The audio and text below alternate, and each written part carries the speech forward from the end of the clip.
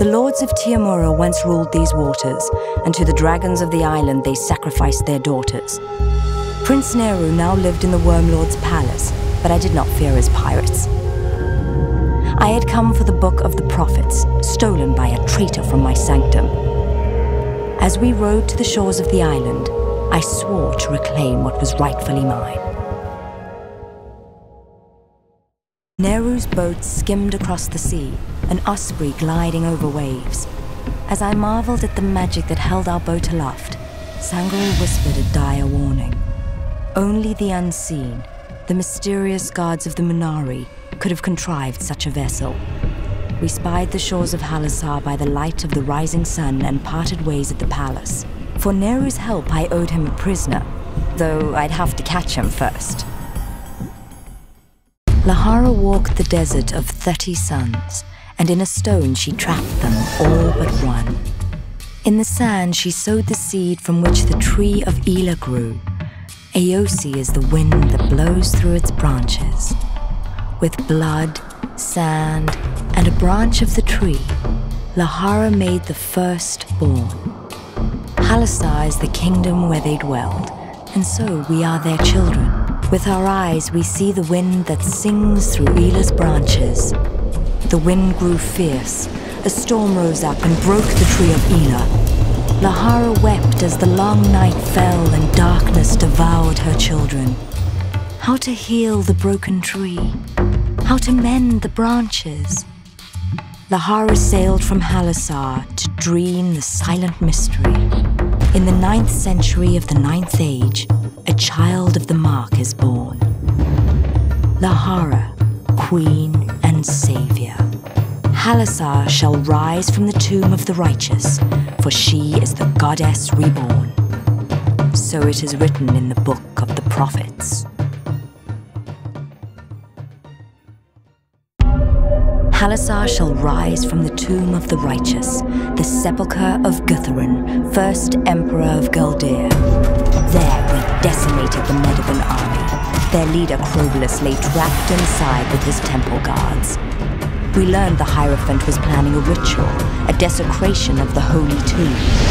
Though I had an army at my command, I swore I'd stop him myself. Sangharul and Torgus were at my side. We could find no trace of Crobulus, though his crusade against Halasar was over. The armies of Urath returned to their distant realm and our kingdom was at peace once again. But as days passed, and I thought upon the words Crobulus said, the desire to find him became my obsession. If he did not serve Urath, then who was his master? And what secret did he possess about my prophecy? Over 50 years ago, Imabeth IX built the prison of Indubar. In the chambers of this abattoir, thousands died for the pleasure of their king. Targan III deposed his cousin and restored mercy to Galdir. Under the reign of Azraman, only those who most deserved his wrath were doomed to Indubar. For defiling an emperor's tomb, Crobulus held the place of honor.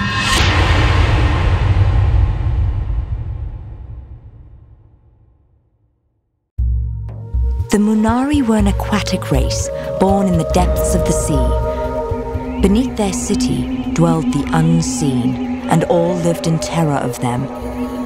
We began our search at the house of Masroldo. His ships ran the Galderan blockade years ago and helped us win our freedom. If Morbazan still lived in Munari City, Masroldo would know where to find him. For days we wandered a wasteland of ice, a realm so remote it had no name. In a tumult of wind and snow, we sat down near a cave. Morbazan said that here we'd find a piece of the tree Lahara grew in the desert of 30 suns. I formed a small party to scout ahead and secure the cave. Only then would I send for the others. I sent for the others waiting on the ship, and we crossed the threshold together. I can't explain what happened next. I fell as if through a vortex, spinning through boundless space. When I opened my eyes, the caverns had vanished. and so had my friends. Crobolus and I were alone. The air surged with a wild energy, alive and horrifying. We had entered a place we were never meant to be. The Munari proverb had proven true. Nothing happens that is not the will of the unseen. Far from the city of masks, their siege tower lay in a wasteland where jungles and rivers once thrived. Our only path led across the bridge of the mud golems. These golems were strange and hostile people who drew strength from the swamp in which they dwelled. The warlord Sharangir held the Tower of the Ancient Ones. First we had to get inside, and that was Sangoral's job. To insert 2 gems that opened the main door, she'd have to scale the side of the tower. Meanwhile, Iari would disrupt the tower's energy nodes. A cavern nearby offered a clear shot at the targets. Once the door was open, 3 of us would go in. Our task was simple: find and destroy Sharangir.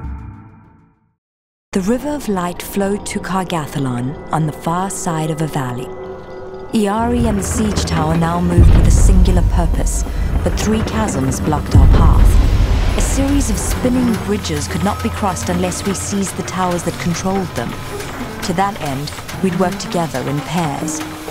But once across the final chasm, Iari would face Kargathalon alone. For nearly 200 years, the Tamarath kings ruled Galdir. We had come to save Azraman, my sworn enemy and the brother of my friend. Galdir had fallen under the dark power of Crobolus, corrupted by the evil that dwelled within him. But where was the Tempest? Where was the destroyer of Ela? Oddly enough, it was Mad King Imarbeth who held the key. In the sepulchre of Guthrum I, I would fulfill my prophecy and become a god. Or I would die here, along with the dream of Halasar. But no matter the course of destiny, Queen Maya would exist no longer. I hurled myself into an abyss where she would be lost forever, in death or in divinity. And yet, I could not turn back now. This life I had to live was never my own. From my birth, I belonged to Halasar and its prophecy. I would play the role fate had chosen for me.